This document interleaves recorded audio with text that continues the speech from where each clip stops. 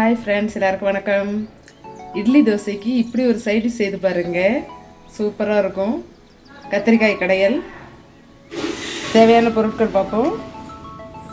கத்திரிக்காய் ஒரு 2 கத்திரிக்காய் அரிஞ்சிருக்கேன். கொஞ்சம் வெங்காயம் உரிச்சு அரிஞ்சிருக்கிறேன். சின்ன வெங்காயம் சேர்த்து எங்கள் உடம்புக்கு நல்லது.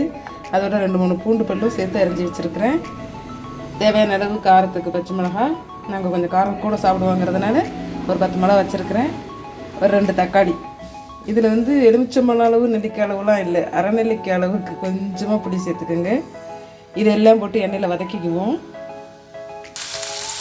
வெங்காயத்தையும் கத்திரிக்காயும் சேர்த்துருக்குறேன். இதை நல்லா வதங்கட்டும். வதங்கி வர்றதுக்கு நமக்கு தேவையான அளவுக்கு உப்பு சேர்த்துருவோம். நல்லா வதங்கி வரும்.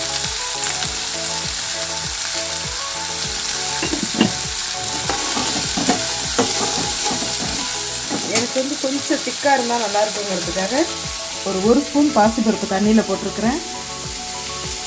இது எல்லாமே வதக்கிட்டு எடுத்து போட்டு ஒரு விசில் விட போகிறேன். வெங்காயமும் கத்திரிக்காயும் வதங்கிக்கிட்டே இருக்கட்டும். அதுக்குள்ளே நம்ம இந்த பச்சை மிளகாய் கிள்ளி போட்டோம்னாக்கா கடையிறப்போ கொஞ்சம் கஷ்டம். கடைஞ்சி இந்த தோல்லாம் சரியாக மசிஞ்சு வராது. அதனால் மிக்சியில் போட்டு ஒரு பல்ஸ் விட்டு எடுத்துக்குவோம். ரொம்ப நைஸாக வேண்டாம், இந்தளவுக்கு ஓட்டிக்குவோம். கடைசலுங்கிறப்போ கொஞ்சம் திட்டுக்கிட்டே இருந்தால் தான் நமக்கு பார்க்க அழகாக இருக்கும், டேஸ்ட்டும் கொடுக்கும். நல்லா வதங்கி வருது. உப்பு கொஞ்சம் தண்ணி விட்டுருக்கிறதுனால இந்த புளியை அதுலேயே சேர்த்து வதக்கிக்குவோம். இதோட தக்காளி சேர்த்து வதக்குவோம் இல்லையா, அப்போ அந்த புளி ஊறி கரைஞ்சிரும். நம்ம கடையிறப்போ ஈஸியாக மசிஞ்சு வரும். வெங்காயமும் கத்திரிக்காயும் நல்லா வதங்கி வந்திருக்கு. இப்போ தக்காளியை சேர்த்துக்குவோம். இதுவும் நல்லா வதக்கிடுவோம். இது 2 விதமாக செய்யலாம். இந்த அளவுக்கு வதங்கினதுக்கப்புறம் இந்த பச்சை மிளகாவை எடுத்து அதில் சேர்த்து பச்சை வாசம் போகிற அளவுக்கு லேசாக 2 தட்டு தட்டிட்டு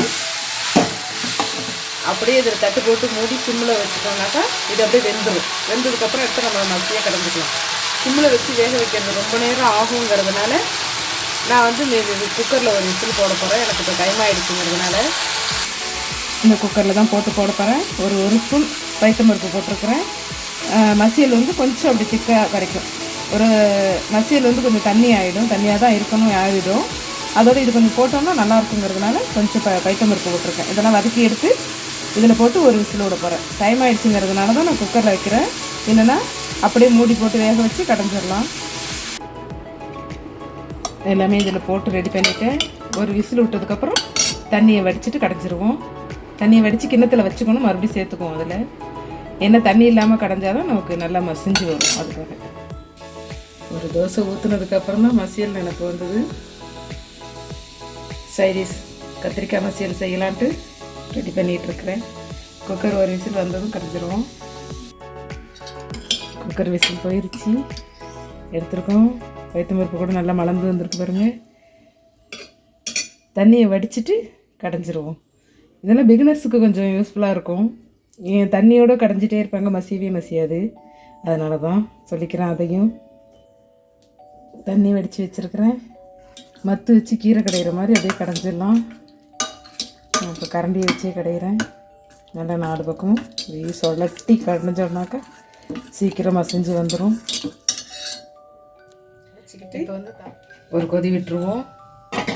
என்னோடய தாளிப்பு கொஞ்சம் தாராளமாக எண்ணெய் ஊற்றிக்கிட்டோம்னா நல்லாயிருக்கும். எண்ணெய் காஞ்சிருச்சு. ஸ்டீல் பாத்திரங்கிறதுனால நல்லா புகையுது. கடுகு உளுத்தம்பருப்பு போட்டு பொரிஞ்சு வந்ததும் கொஞ்சம் பெருங்காயம் சேர்த்துக்குவோம். சேர்த்துட்டு சட்னியில் கொட்டிடுவோம்.